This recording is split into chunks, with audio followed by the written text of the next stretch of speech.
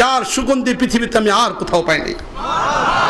মুআজ্জাজ হাজরিন, আমার সাথী যে ছিল সে বলা আরম্ভ করলো এই কথা যে হুজুর আতর তো আপনি ব্যবহার করেন, কিন্তু আপনার আতরের গ্রান এটা কিনা দেখেন তো। আমি বললাম না, এটা তো আতরের গ্রান, এটা না। আমিও আশ্চর্য হয়ে গেলাম, সেও আশ্চর্য হয়ে গেল।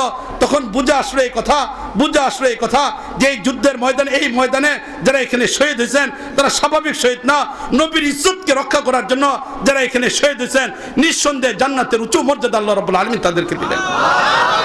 মুআজ্জাজ হাজরিন, যারা শহীদ হয়েছে তারা তো তাদের জায়গা পেয়ে ফেলছেন। ইন্নাল্লাহ ইশতারা মিনাল মুমিনিনা আনফুসাহুম বিআমওয়ালিহিমুল জান্নাহ, জান্নাতের বিনিময়ে আল্লাহ রাব্বুল আলামিন এই জীবনটা তাদেরকে কিনে নিছেন।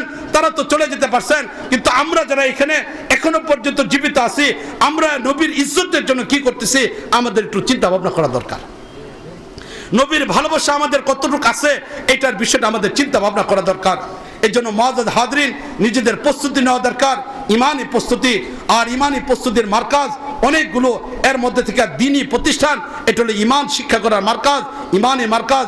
এই মাহফিলগুলো ইমানি মার্কাজ। দাওয়াত ও তাবলীগ যেটা উলামায়ে কেরামের চলতেছে এটা হলো ইমানি মার্কাজ। হক্কানি পীর সাহেবদের খানকা এটা হলো ইমানি মার্কাজ। নিজেদেরকে এই কাজগুলোর সাথে জড়িয়ে নিজেরা সৌভাগ্যশালী হওয়ার জন্য চেষ্টা করি।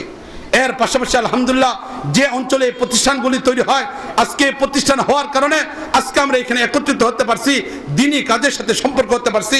এই জন্য এই প্রতিষ্ঠানগুলি কি করে টিকে থাকে এটার জন্য সার্বিক চেষ্টা করতে হবে। সেই চেষ্টাগুলোর দুইটা ধরন।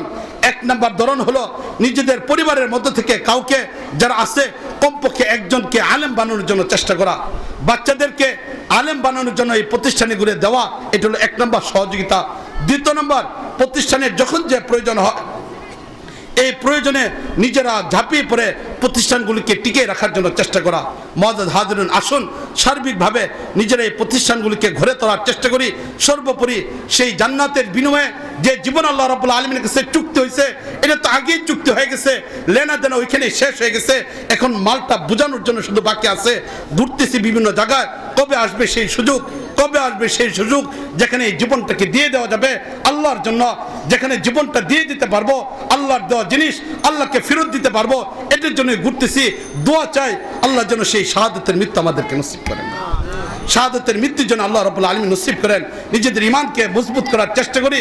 আল্লাহ রাব্বুল আলামিন আমাদের সকলকে কবুল করুন। ওয়া আখিরু দাওয়ানা আনিল হামদুলিল্লাহি রাব্বিল আলামিন। আসসালামু আলাইকুম ওয়া রাহমাতুল্লাহি ওয়া বারাকাতুহু।